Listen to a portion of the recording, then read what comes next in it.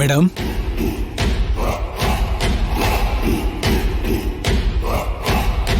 ನಾನ್ ನಿಮ್ಮನ್ನ ಯಾವಾಗ ಬರೋದಕ್ಕೆ ಹೇಳ್ದೆ, ನೀವ್ ಯಾವಾಗ ಬರ್ತಾ ಇದ್ದೀರಾ? ಸಾರಿ ಮೇಡಮ್, ನಮ್ಮ ಹಾಸ್ಪಿಟ್ಲಲ್ಲಿ ನಾಳೆ ಮಾಡಬೇಕಾಗಿದ್ದ ಸರ್ಜರಿ ಬಗ್ಗೆ ಮೀಟಿಂಗ್ ಇತ್ತು.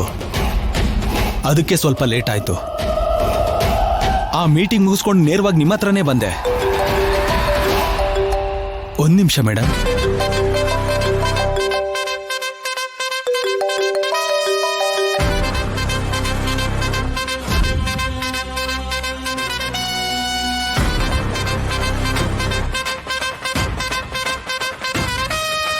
ರಾಜಲಕ್ಷ್ಮಿ, ವೈಫ್ ಆಫ್ ಶೌರ್ಯ.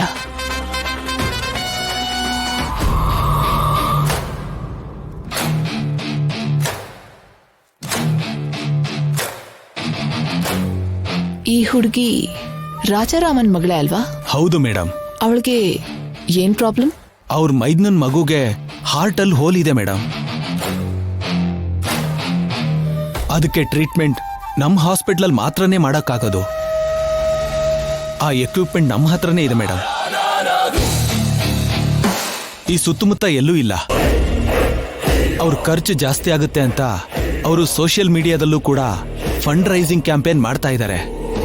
ಓ, ಆ ಮಗು ಬಗ್ಗೆನೇನಾ ರಾಜಲಕ್ಷ್ಮಿ ಕ್ಯಾಂಪೇನ್ ಮಾಡ್ತಾ ಇರೋದು? ನಾನು ಕೂಡ ನೋಡ್ದೆ.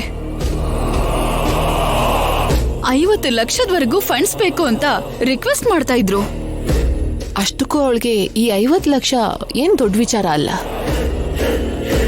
ಅವರಪ್ಪನ್ ಕೇಳಿದ್ರೆ ಕ್ಷಣದಲ್ಲಿ ತಂದ್ಕೊಟ್ಬಿಡ್ತಾನೆ. ಆದ್ರೆ ಇಲ್ಲಿ ಬೇರೆ ಏನೋ ಸ್ಟ್ರಾಂಗ್ ರೀಸನ್ ಇದ್ದೇ ಇರುತ್ತೆ.